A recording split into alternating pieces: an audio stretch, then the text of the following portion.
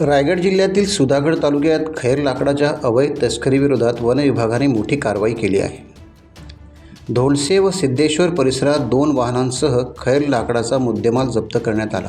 मिळालेल्या माहितीनुसार टेम्पो क्रमांक MH06 CP 2260 मधून 14,226 किमतीचे खैर लाकूड, तर स्कॉर्पिओ क्रमांक MH06 AN 1276 मधून 13,339 किमतीचे खैर लाकूड जप्त करण्यात आले। या कारवाईनंतर परिसरात मोठी खळबळ उडाली। खैर तस्करी सुरू असल्याचे गावकऱ्यांच्या निदर्शनास आल्यानंतर घटनास्थळी मोठ्या प्रमाणात ग्रामस्थ जमा झाले। तस्करी विरोधात संताप व्यक्त करत नागरिकांनी तीव्र आंदोलन छेडले। यावेळी संतप्त जवानाने संशयित स्कॉर्पिओ वाहनाची तोडफोड केल्याची माहिती समोर आली आहे। या प्रकरणी संशयित ताब्यात घेतलेल्या व्यक्ती ऋतिक राठोड, राजू हिलम, रोहित चोरगे, प्रशांत जाधव असल्याची माहिती वन विभाग अधिकाऱ्यांनी दिली। या प्रकरणी वन विभागाने CR 2026 व C-5-2026 गुन्हा क्रमांकानुसार भारतीय वन अधिनियम 1927 च्या कलम 41B अंतर्गत तसेच महाराष्ट्र वन अधिनियम 2014 चे कलम 31(1) अन्वये वनक्षेत्र कार्यालय सुधागड पाली येथे गुन्हा दाखल करण्यात आला आहे।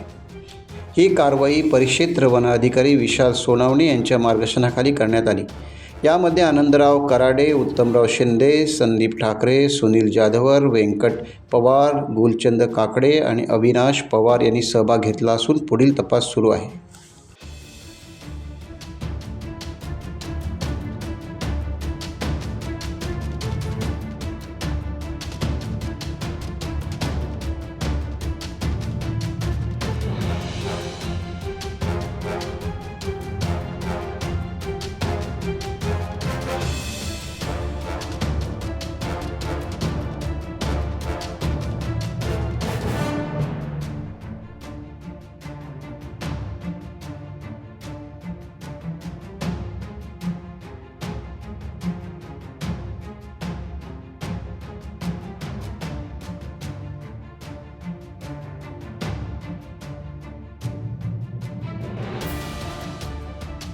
टाइम्स डिजिटलला लाईक करा, शेअर करा, सबस्क्राईब करा आणि बेल आयकॉन दाबायला विसरू नका।